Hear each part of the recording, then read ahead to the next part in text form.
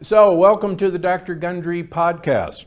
Today we're speaking with New York Times best-selling author Dr. Dan Siegel. He's just come out with Aware, the Science and Practice of Presence. And that's not what's under the tree at Christmas time, okay? This book is really an in-depth look at the science that underlies meditation's effectiveness. This book teaches readers how to harness the power of the principle where attention goes, neural firing flows, and neural connection grows. I like that. That's very nice. So, okay, tell me more about this. What does that mean? Well, what it means is that we now know from science that if you do a regular practice of focusing your attention in particular ways we could talk about, you actually do a number of things in the brain that include basically growing particular networks that are what are called integrative. They link differentiated areas together. That's what integration is. And we could talk about the specific areas, but the overall frame for brain plasticity, for how the brain changes in response to experience, is that you can use your mind to change the structure of your brain. And that actually can cultivate a kind of brain functioning that develops resilience, insight, and emotional balance in your life. Then there are a whole bunch of physiological changes we can talk about, but that's just to address the brain aspect of it. Okay, so you're obviously a neuroscientist. In fact, you're a psychiatrist. Yep. How as a psychiatrist, did you get interested in meditation as a psychiatrist? Let's start there. Sure. Well, it kind of was through a very strange way, I got to say. I was actually trained as a scientist first, as a college student, biochemist, but then when I was in my postgraduate years, I learned to study relationships between babies and their parents, called attachment. So it was in the beginning of the decade of the brain, and I had been very interested in how experience shapes the structure of the brain from my days in medical school. My teacher of neuroscience, David Hubel, won the Nobel Prize when I was in school for showing that the experiences that we have changes literally the structure of the brain. And so that's basically how I began learning about neuroscience, was through Dr. Hubel's teachings. And, this finding when I entered pediatrics and then went into psychiatry always stayed with me. And when I was a researcher in attachment, I started asking questions like, why does the attuned communication of a parent to a child, the way a child can have the experience where a parent tunes into their inner feelings and the meanings of things, not just their behavior, but what's actually going on in their inner mental life, why does that attunement lead to a positive outcome in the child's life? And if you don't have that attunement, it actually compromises the growth of the brain of the child. So I actually started more in terms of relationships and seeing the mind as actually both relational as well as an output of the brain and the whole body. So that was before I ever used the word meditation in my life. And then when I wrote a book on that called The Developing Mind, my daughter's preschool director said, will you please teach some workshops on parenting? So I did that, and she and I ultimately, Mary Hartzell and I, wrote a book called Parenting from the Inside Out. And we said parents should be conscientious, intentional, aware, awake, and kind in what they did. We wanted a word to summarize all that stuff. So we said, okay, well, how about this phrase? How about be mindful? And when we published this in the book and parents would read the book, in classes they would say, when in this class are you going to teach us to meditate? And literally Mary and I, who were not meditators, said, what? And they go, your book says meditation is a fundamental principle. And we said, what book are you reading? They said, Parenting from the Inside Out. We said, show us. And they would say, it says here, be mindful. We said, that means be conscientious, caring, intent, all this stuff. They go, no, it's a form of meditation, which I didn't know about. And I said, what kind of meditation? They go, mindfulness meditation. So that began back in 2004, probably around there, a whole series of things that kind of coincidentally happened where I was put on a panel with a guy named Jon Kabat-Zinn, who kind of translated Buddhist meditation for medical use and mindfulness-based stress reduction. And he and I were on a panel together. He said, you don't know anything about meditation. I go, absolutely not, but the attunement of parent-child relationships looks like it produces the same outcome as mindfulness meditation, whatever that is. And he said, go meditate. So I went to meditate. So I wrote a book called The Mindful Brain, suggesting that the attunement that you do in mindfulness meditation is an internal form of attunement, whereas the parent-child relationship that I studied is an interpersonal form of attunement, and that's probably why they were leading to the same integrative changes in the brain, was my hypothesis, and experiences of well-being in both a relational attunement and an internal attunement. So that's, to answer your question, that's kind of the back door, is how meditation became a part of my life. So wait, I got two questions. So if I'm out playing with my grandchildren, Yep. and I'm sitting here like this going, oh, that's nice, kids, you're probably telling me that I'm not going to connect with my kids or my grandkids. Is that Exactly. number one? That's exactly what I'm saying. Okay. Right. All right. Good. Now, number two, he says, okay, I want you to go out and meditate. We're going to talk about that, obviously, but okay, so here's a meditator saying, you know, you're all full of it, go meditate, and then you'll understand. Right. Can you just tell somebody to go meditate? Well, you know, Jon Kabat-Zinn, you know, had a lot of, you know, expertise behind him. You know, he's a world's leader in this, and the panel to me was really fascinating, and I really trusted him. So my first time meditating pretty much was doing a week-long silent retreat with 100 scientists. And that was kind of, I don't recommend that as a way to start.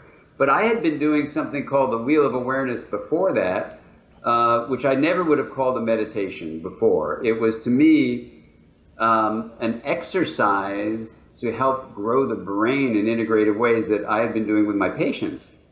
But I never would have called it meditation. It was just a reflective exercise, kind of like, you know, you have relaxation techniques and stuff like that. This wasn't so much to relax things, but it was taking two ideas that this integration, this differentiation linkage was health, and consciousness is needed for change.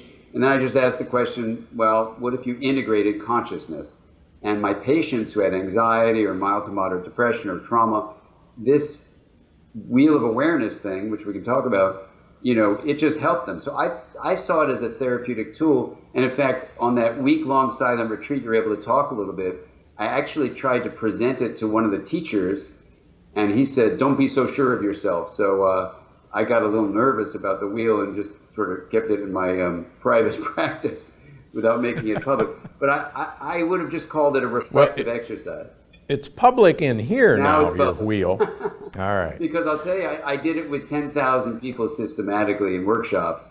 And once the results were so universal and so positive, you know, I actually had my publisher come to one of those workshops, and she just said, you got to turn this into a book. And Sarah Carter. So I said, you know, it's probably time to do it. But that's now many, many years later, because it's like, you know, 14 years later. So I learned about the mindfulness meditation world while being an active psychotherapist. And, you know, it was very interesting to me, you know, because psychotherapy is not the same as meditation, but it involves an attunement. In psychotherapy, just like with attachment, you're attuned. So there was something profound about these forms, I think, of integration, of energy and information flow, whether it's directed by your own mind in a solo meditation or it's in a relational communication. I think they're both creating states of integration, is what I think. And so I started to feel at home, and then, you know, I started teaching with John and teaching with other meditation teachers, and I didn't have much background, but, you know, I began to learn from them and, you know, saw that the Wheel of Awareness, which they said should be called a form of mindfulness meditation. Jon Kabat-Zinn did it and said that, and then Jack Kornfield did it and said that. So then I said, okay, you know, I'll come out of the closet and just start teaching it and see how it goes, you know. And so the workshops have been very educational for me to not just with my patients, of course, they want to, keep the relationship going. So I didn't want to use that as data. So I just wanted workshop participants who could just be honest about how it went, and just systematically, as a scientist, collected it from 10,000 participants, whoever took the microphone, a certain percentage of those 10,000, and then got that data. And then once that was done, the question was, what exactly is going on in the mind that these universal findings would come out if you could put the knowing of consciousness and differentiate it in a hub, metaphoric hub, put the knowns on the rim and systematically link them with this spoke of attention. People would have these incredible experiences over and over and over again. That is, different workshop participants have similar experiences. So then in the book, I talked about what I think is likely going on. It's a hypothesis, and I'm working with some brain scientists to see if you can get a neural correlate with it. I'm working with physicists to see if it corresponds with conservative approaches to understanding the nature of energy. And it's been very exciting, and I'm really excited with this book coming out because, as you say, it's the first in-depth description of the mechanisms of mind beneath the wheel of awareness. And so I'm really intrigued to see how people take it on. Yeah. So you're a scientist. You went to Harvard. I went to Yale. So obviously our brains were affected very differently. I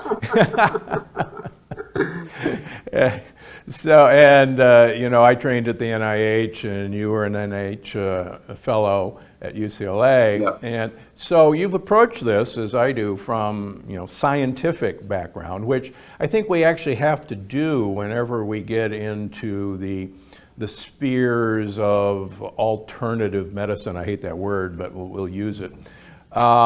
So give me some of the scientific basis and benefits of meditation that you and others have found. Yeah, absolutely. Well, I want to really honor the scientists, Dr. Gundry, because as you're pointing out, it's hard work to stay conservative to the empirical findings, have frameworks of knowledge, and then also as clinicians, you have to be trained in the science, but then you have to apply it in as conservative way, but as useful way as you can.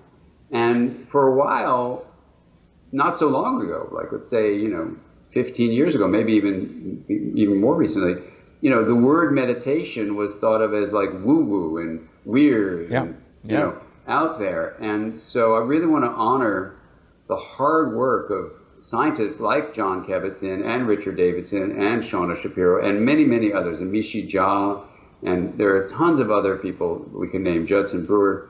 So I just want to name some of them. There are many more I'm not naming, and I want to apologize to them. But, because their hard work has taken the word meditation from something that people understandably would be skeptical about and moved it to a level of really a practice kind of like, I think maybe the best way to start is it's kind of like exercising your body.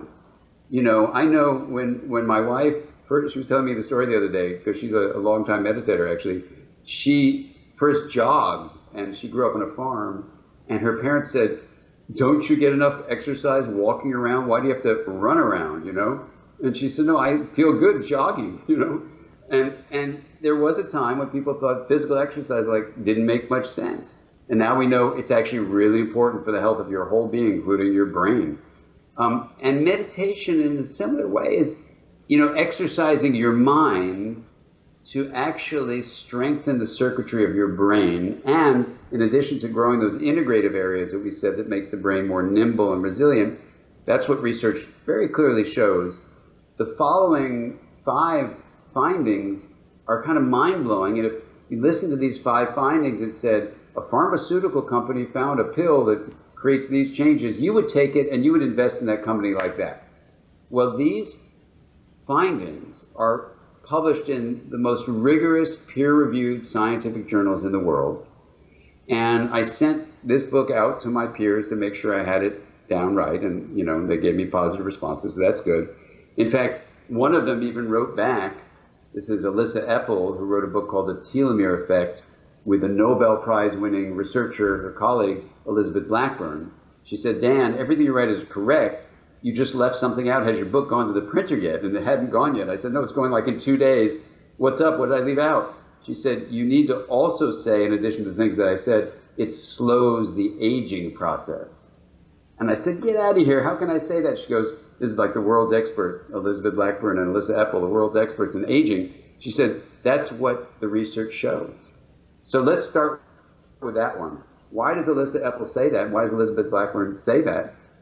Because when you develop open awareness, a receptive way of being called presence, you're actually optimizing an enzyme called telomerase that repairs and maintains the caps on your chromosomes that are called telomeres. And it was that system that Elizabeth Blackburn won the Nobel Prize for discovering. Well, one of the best predictors of telomerase levels, and then therefore that optimize the ends of your chromosomes, so make your cells healthier and have more long lives, and you are healthier and have a longer life because you're composed of these cells, is mental presence. Being aware of what's happening as it's happening and not getting swept up by judgments or distracted by all sorts of other things, but being here for what's happening. That's what presence is. It's not something mysterious, you know. And mental presence is one of the best predictors of optimizing telomerase levels, keeping your cells healthy and slowing the aging process. So that's amazing. What else do? You actually change the epigenetic, that is, non-DNA molecules that sit on top of the genome. These are histones and methyl groups that change the configuration of certain genes, in this case, the gene responsible for inflammation, so that with mental presence, you're actually optimizing the configuration of the epigenetic regulators to reduce inflammation in your body. And as you know, now we know inflammation is one of the key common elements of the major diseases of our time. So if you can reduce inflammation, wow. So that's awesome. Number 3, you improve your immune function so you can fight infections better. Number 4, you optimize cardiovascular risk factors like reducing cholesterol, lowering blood pressure, creating what's called heart rate variability coherence, right? This means your system is more integrated, basically. And then number 5 is you reduce stress. The stress hormone cortisol is reduced. So if we said, here, we've discovered a pill that does it, well, we have. It's, the word meditation just means training your mind. It's training your mind to cultivate presence. So it's, I consider it an integrative meditation. That's just my take on it, but whatever. It has 3 pillars. It's cultivating focused attention, open awareness, and what I call kind intention or compassion and kindness. These are the 3 pillars that are underneath the kinds of meditative practices that produce these 5 physiological mechanisms of health and grow integration in the brain. So there you go. So why not? Why not? You mentioned stress and cortisol. So why is it that meditation is such a good stress reliever? What is the mechanism that you've discovered? There are a number of theories about that. And do you like to be called Dr. Gundry or Steve? I'll do whatever you want. Either way. All right, I'll be formal. Dr. Gundry, because you're from Yale. I know what you like from Yale. There you go. So, Dr. Gundry, there are a number of theories about that. Here's one way to think about it. You meditate, which just means training the mind, in a given session. Let's say your 12-minute-a-day session, which Amishi Jha, I was just teaching with her, a wonderful researcher from the University of Miami. She says in her studies that's like a minimum daily. I have a practice, you do 20 minutes a day or 30 minutes a day, whatever. But it's good to think of a dozen a day, but it might be less that you can do too. But a regular practice, let's just say the research is really pointing to regularity. Kind of like brushing your teeth. You don't say, hey, I brushed my teeth last summer. You don't do that. You want to do it on a regular basis, even if you're not doing the 2.5 minutes, whatever. Okay, so instead of dental... Really? We're supposed to brush every day? I mean, I saw new research that said flossing doesn't help. Oh, no, I'm just joking. Yeah. Or it's like the dentist says, you say, which teeth should I floss? Just the ones you want to keep. So it's All right, sorry to interrupt. no. It's great. It's so the issue is the same thing. It's mental hygiene. Maybe it's mental flaws. I don't know. But it's the idea that you're taking care of your hygiene of your mind. Now, what does that mean? This means that you create a state. I think it's an integrative state, and we can talk about what that means in the brain and the body. And in that state, when it's repeated over time, it leads to neuroplastic changes that allow you to deal with life stresses in a very different way, so that you basically become filled with a trait of resilience. Now, from a mind point of view, here's the way to think about it. If consciousness is like a container of water, and the stresses of life are like a tablespoon of salt, many people have a container of consciousness that's like the size of an espresso cup. It's small. And when life dishes out a tablespoon of salt and you dump it into an espresso cup amount of water, what does that taste like? Pretty salty. Pretty salty. That's stressful to drink it, right? Now, what the wheel of awareness, just to give you one example of a meditation, which puts the awareness in the hub and the things you're aware of on the rim, it basically takes a small hub, that espresso cup size, and teaches you how to make it really, really big. Let's just say, for numbers' sake, 100 gallons. Now, life dishes out from the rim the same stressor, which is a tablespoon of salt. You now have a ready container of 100 gallons, not the small espresso cup, and you put the salt in that. You stir it up, what does it taste like? Nothing. Nothing. It's fresh water. That's, I think, why stress is reduced.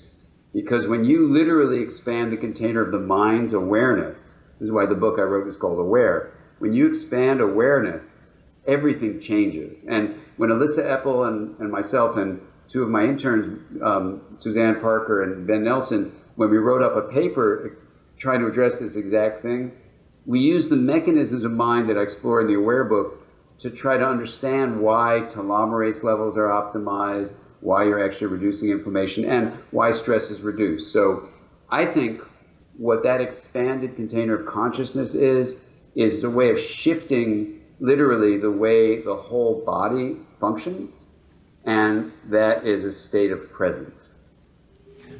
So, since you brought up the wheel of awareness, tell me, how this works. How does someone go to their happy place, which is kind of what I think you're saying for our viewer. So how does the wheel of awareness work? Yeah, well, it's interesting because a happy place can be like an image like of myself at the beach or something like that. And for relaxation techniques, that's what we do, imagine a happy place. This may be a happy place, but it can often be something quite new to people that's really an incredible resource that certainly brings happiness, but it brings more too than just relaxation. So, it's an interesting thing to think about that. But so let's say how you do this. So basically, it's a very simple practice. For a young child, it would be just a drawing of the wheel with the sense of knowing in the hub and the knowns on the rim. Like we said, if I say hello, you can know that I said hello, and you also have, that's the hub, and you have the knowing on the rim. So basically, if it's an adult doing this or an adolescent, you do it as a reflective practice. If you want to call it meditation, great. You don't need to. Meditation just means training the mind. Here, if you're going to use that term, you want to say, what kind of meditation is it? It's an integrative meditation. It's integrating consciousness. So how does it do it? You imagine yourself in the hub with the rim around the hub, and then you send a spoke of attention out to the first segment of the rim, and then systematically you go from hearing, the first sense, you let hearing go, you go to sight, the light coming in your eyes, then you go from light to smell, to taste, to touch, and you then have the training of focused attention for each of those senses. Then you take a deep breath, you move the spoke over, and people do this, from my website, where people stream it, or you can memorize and do it yourself. Then you go to the interior of the body. So this is registered in a very different part of the brain, for example. It's interoception, and we can talk about the brain circuits if you want, but the point is that now you're going inside the body. The sensations of muscles and bones, and then to the genitals, the intestines, the respiratory system, and the heart. And so you're bringing into awareness these sensations, again, one by one. So you do one, you let it go, then go to the next. And then when you're doing that, it's also focused attention. So that's the first pillar of mind training. You now move it over to the third segment of the rim. And now we experience the training of open awareness, where you just invite any kind of mental activity, any emotion, thought, memory, idea, hope, dream, longing, desire, belief, anything, into awareness. And this, for many people, is kind of a shocker, because so often we're focusing on the rim, and that's great, but now you're really kind of centering yourself more in the hub. So it's an interesting thing to hear the descriptions where people say, whoa, I invited anything in, but nothing came, and for the first time in my life, I felt incredibly peaceful. Oh my God, that was amazing. And so that's why you might call it the happy place, but it's not a particular image of a place, it's actually pure awareness. Then you have people explore what it feels like to have a thought, for example, as one mental activity example, arise, stay present, then go away. And then you even, in a more advanced step, have them bend the spoke around so they experience pure awareness of awareness. And that's kind of a mind-blowing moment, which is really exciting to talk about. And then you straighten the spoke out or send it out to the fourth and final segment of the rim, so you're aware of your connections to people sitting next to you, people in your family, your friends, people you work with, people who live in your community, people who live in your city, your state, your country, all of humanity and all living beings. And this gives people a deep sense of, I belong here as a member of the living ecosystem of Earth. And it's a beautiful moment to hear people's reflections on that. And then, you know, when I presented this to a esteemed neuroscientist lab, Richie David's lab, his researchers had just completed a study, which now there are many of, and they said, if you add to your fourth segment of the rim verbal statements people say inside their mind, we've shown it actually leads to these positive changes in the brain and physiology and even behavior. And then I found that other research labs had done the same thing, and so I incorporated that in the wheel also. So basically you make statements of kind intention towards all living beings, towards yourself, and toward an integrated sense of who we are. And that's the end of the practice. So it takes about 20 minutes in one version. You know, I have a 7-minute short version for people on the go, you know, but it's good to start with the longer one and just get used to all the elements of the wheel. And so basically what you're doing is differentiating hub from rim and all the rim elements from each other and then linking them together. So that's why we call it an integration of consciousness practice. It's very accessible, and it's amazing to hear how people take this into their lives. So help me with this. A lot of people, when you say the word meditation, that you think of we're all in flowing robes or yoga pants, and Yeah. we're saying a word, Om, and we're trying to completely shut our brain down. What I'm hearing from you is that that's not actually what your program of awareness is. Am I getting that right? You're getting it exactly right. And, you know, it's built on the idea that integration is health and consciousness is needed for change. So if you're to grow towards health, you could integrate consciousness.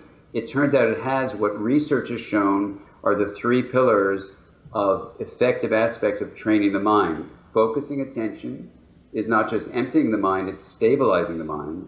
Opening awareness is really distinguishing the hub from the rim, if you will. And this gives you incredible power. And I'll give you an example of a young boy who learned how to do this, and it was just amazing.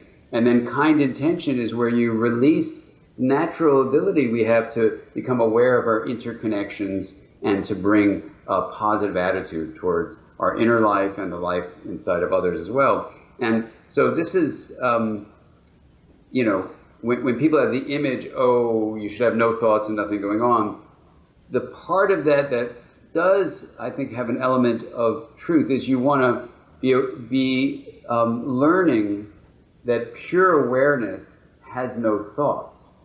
But you don't need to just sit in the hub. It's about integrating the rim and the hub, honoring them both. You know, so like when you drive a car, you need to take a rim element, which is like pressing on the brakes at a red light, or you will become one with everything. You need to have both rim and hub, and there's a whole mechanism view of that. So, but it is saying that you need to be able to realize you have the power. I'll give you an example of Billy, 5-year-old, kicked out of one school for beating up a kid in his prior school, comes to a new school. In that kindergarten, kindergarten teacher, let's call her Miss Smith, she teaches every kid the wheel of awareness. On the second day, she writes me an email. She says, Billy comes to her at the break, and she says, recess, she says, Miss Smith, you got to give me a break because I'm on the yard. Joey took my blocks. I'm about to hit him, which is what he did at the other school. I'm lost on my rim. I got to get back to my hub. So she gives him a break. He takes time away. He centers himself.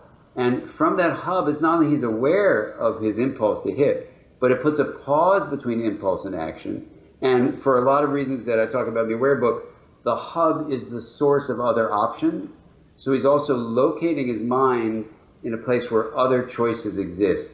And then he can draw on those and choose to share with Joey. And months later, she wrote me back, he's woven into the classroom beautifully and learned these skills. So in that way, the hub allows you to distance yourself from an impulse, rest in just kind of this open awareness and say, I can be aware of my impulse to hit Joey, but I think that's not a good idea. I think I'll choose some other path. That's what we want to give kids and ourselves. And so as a psychiatrist, you're telling me that you can take a 5-year-old, belligerent kid and turn him into a cooperative human being. Is that what I'm hearing? Miss Smith, she's not alone. This is, yeah. I mean, you'd be amazed because kids actually really want to become more integrated. It's often from trauma and other very upsetting situations that they've learned take ways of dealing with the world they come from that don't apply to the school setting, let's say.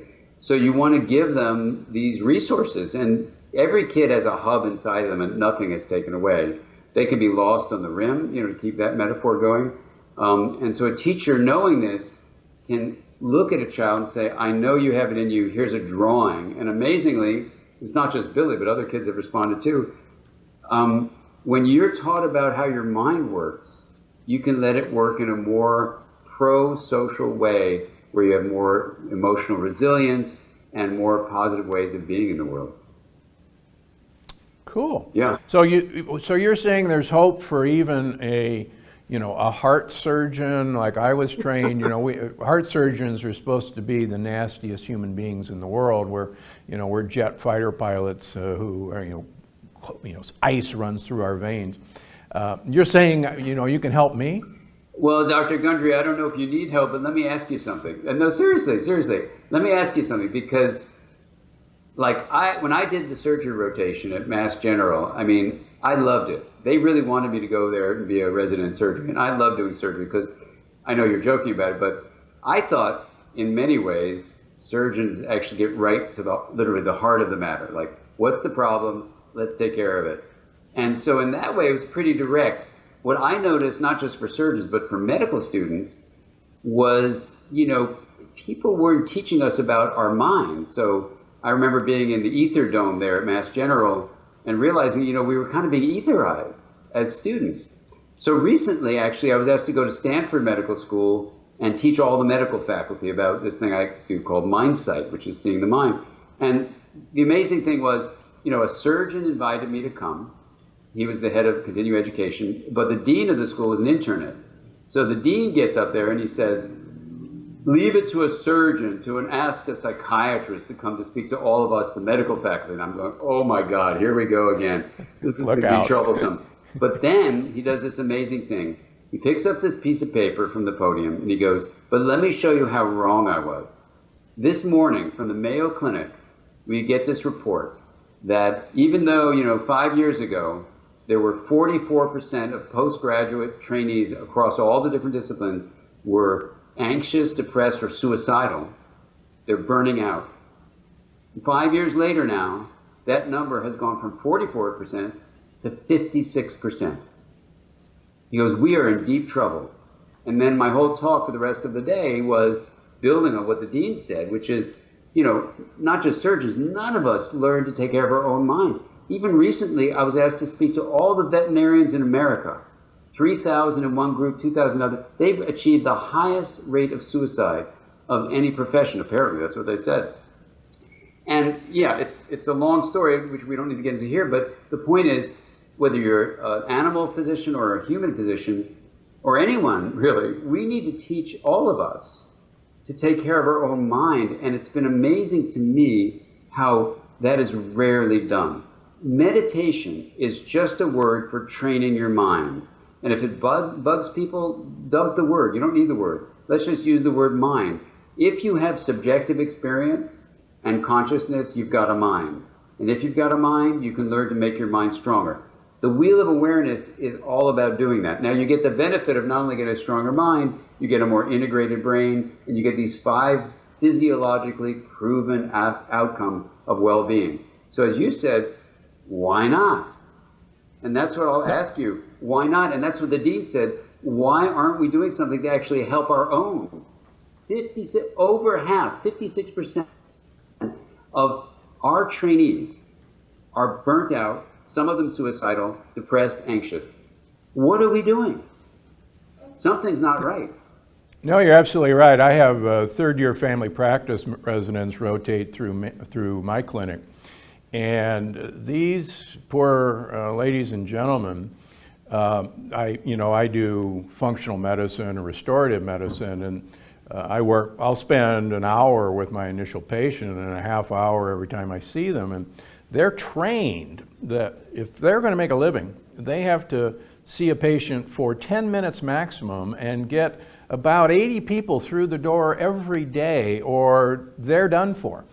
Yeah. And the stress levels that these young people, they're young to me now, have thinking about how in the world, they can't relate to these people as patients. They're typing on their computer rather than even talking to the patient. Exactly. So you're right.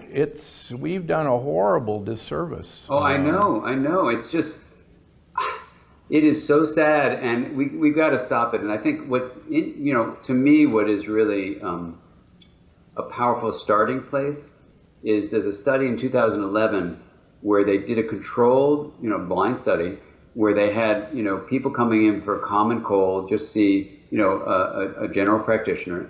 And in one group, the general practitioner just said an empathic comment like, "Oh, it's May and you're a student. This must be so hard to have a cold.